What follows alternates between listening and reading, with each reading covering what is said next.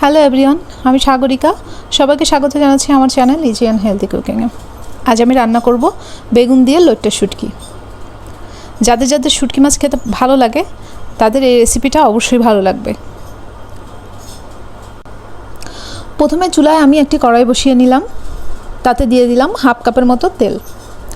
তেলটা একটু গরম হয়ে এলেই ওর মধ্যে দিয়ে দিব হাফ কাপ পেঁয়াজ কুচি, এবং পেঁয়াজ কুচিটা দিয়েই সাথে সাথে আমি ওর ভিতরে দিয়ে দিব লইট্টা শুটকি। আমি শুটকি মাছগুলোকে আগে থেকে কেটে ধুয়ে পরিষ্কার করে রেখেছি।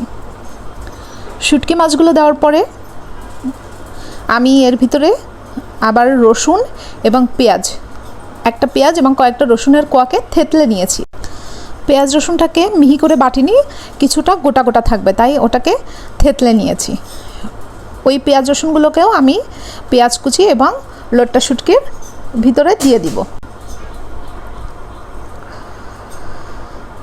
শুটকির মধ্যে দিয়ে সমস্ত উপকরণ খুব ভালোভাবে নেড়ে চেড়ে নিতে হবে।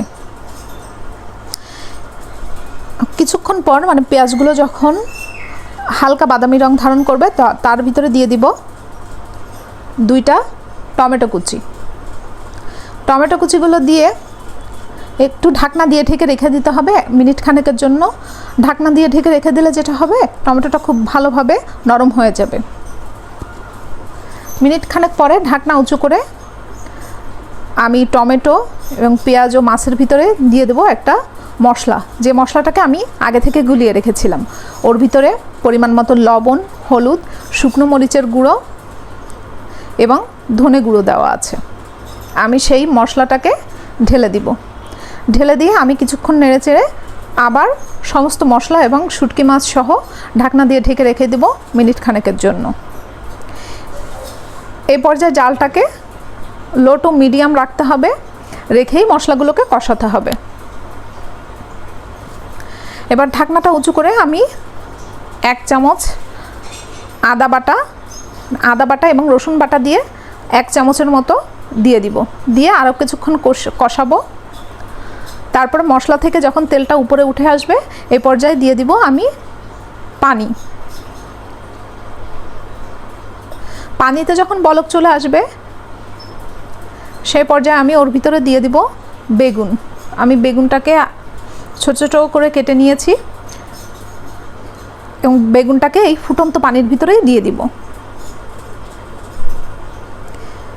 বেগুন দিয়ে আমি আরও কিছুক্ষণ ঢেকে দেব মিনিট 5 জন্য। তারপর ঢাকনাটা উঁচু করে আমি এর ভিতরে দিয়ে দেব কয়েকটা কাঁচামরিচ দেওয়ার কারণ হচ্ছে অনেকেই ঝাল বেশি খেতে পছন্দ করেন। যারা ঝাল বেশি খেতে পছন্দ করেন তারা খাওয়ার সময় কয়েকটা কাঁচামরিচ ওর সাথে মেখে খেতে পারবেন, যার কারণেই কাঁচামরিচটা দেওয়া। আর কারো যদি ঝাল অত বেশি খেতে ভালো না লাগে, সেক্ষেত্রে আপনারা স্কিপ করে যেতে পারেন। কাঁচামরিচ দেওয়ার পরে লো টু মিডিয়াম ফ্লেমে আমাকে আরও 10 মিনিটের মতো রান্না করতে হবে। ঝোলটা যখন এরকম শুকিয়ে আসবে, তো সেই পর্যায়ে আমি দিয়ে দিব কয়েকটা ধনেপাতা কুচি।